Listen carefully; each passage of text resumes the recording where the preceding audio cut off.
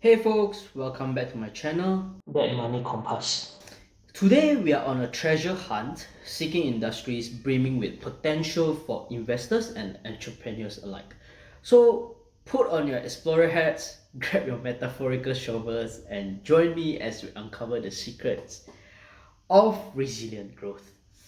Alright, we all know that spotting good companies is great, but spotting industries with long-term potential might be even better. After all, if an industry is growing, companies operating there stand a chance to benefit as well, and you'll be diversifying your exposures across all of them. As they say, a rising tide lifts all the boats, which also can be dangerous, be truly worthwhile. Let's take a look at these four traits when searching for industries with long-term potential. So, number one, resilient growth. We are not looking for fads or fleeting trends. We want industries that can weather storms, adapt to change, and show consistent, sustainable growth. Think healthcare, education, or cybersecurity, the sectors with inherent demand regardless of economic conditions. I'm not sure whether you have heard it before, but a lot of people actually always mention about healthcare sector as the defensive sector. This also means looking for industries with recurring revenues. Sure, 5% annual growth might not seem as sexy as 15%, but an industry that can sustainably grow at a consistent average rate over the long term, even through recessions, sure sounds better, right? So here's a chart by Expedia about the different industries' performance during recessions. Let's move on to the next one. Number two, economics of scale. So imagine this. The more you produce, the lower your costs per unit. That's the magic of economies of scale. So basically, we are talking about industries like software, e-commerce, or logistics where high volume translates to efficiency and profitability. The bigger you grow, the cheaper your growth is. Like, how does this work? After spending some initial money on growth, a company can leverage on that to drive the next leg of growth for cheap. This also means profitability can grow faster than sales. Now, these companies tend to have higher fixed costs but lower variable costs. So, an online education platform might have to spend a certain amount to employ engineers and analysts to serve one customer on its app, but it can also serve more customers with that same initial investment. So the more customers it has, the lower the average cost per customer. All right. So number three, high value, low cost. Probably the sweet spot, right? I mean, offering premium products or services at a competitive cost or low manufacturing cost. So basically, you are delivering a high quality product, but the cost to manufacture it is actually low. I mean, who doesn't want that, right? It really gives you an edge, basically. So, for example, your favorite perfume, right?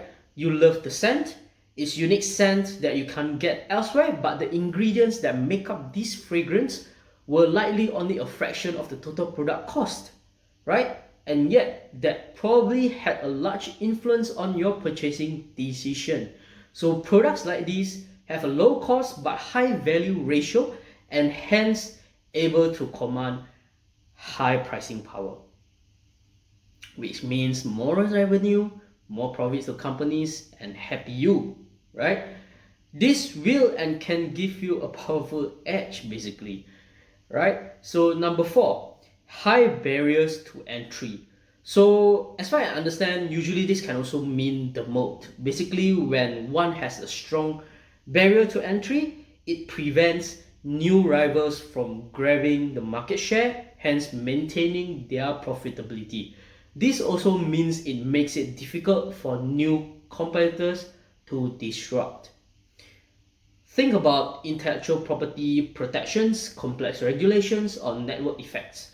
Factors that can create a moat around successful businesses. I believe there are some examples that you can already think of, especially all the big companies out there currently. So maybe let's take an example, the luxury industry, for example. High brand loyalty here serves a deterrent to new competition. I mean, branding is real in the luxury industry pretty much, and allows these established companies to continue growing with high margins. I mean, if you have ever noticed, these companies actually grew during COVID period. You can actually look back at the chart and take a look at how they grow while the other companies actually go down, right? So, but remember, these are just guiding principles. Each industry is unique, and thorough research is crucial. But by keeping these pillars in mind, these four pillars in mind, you can navigate the vast landscape and identify areas ripe for opportunity. But of course, do try to look beyond the obvious. Don't try to just chase the hottest trends. Sometimes the most promising gems lie hidden in plain sight. So, for example, considering underexploited markets, like are there unmet needs in existing industries? Can you offer innovative solutions, maybe? Emerging technologies. How can you leverage new tech, AI, blockchain, etc., to disrupt established industries? Like, I mean, this is probably the most obvious one, as I still remember when blockchain was at its peak. You can pretty much find every single company's description with the word blockchain in it, pretty much, right? So currently it's actually AI this, AI there. So yeah, so number three is probably the mega trends. Demographic shifts, climate change, or urbanization. How can you align your investment with these long-term trends, right? So invest like an explorer, basically charting your course. Remember, exploring for industry potential is an adventure. All right. So maybe think of it like Dora the Explorer adventure, maybe.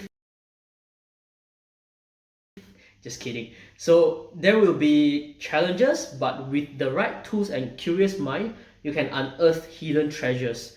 Use these principles as your compass, conduct your research diligently, and never stop learning. I mean, even though I worked in a finance industry advising people and stuff like that professionally, I personally still keep on learning. I still doing try and error learning, doing experimentation on myself, of course. Not so the world of opportunity basically awaits you. All right. So to be frank, thinking through the lens of industries instead of individual stocks can be a sound investment strategy, to be honest. But of course, markets can change and these trades can vary in importance. All right. So that's all, folks, for today's video. Again, these are all just my opinions, but what industry excites you?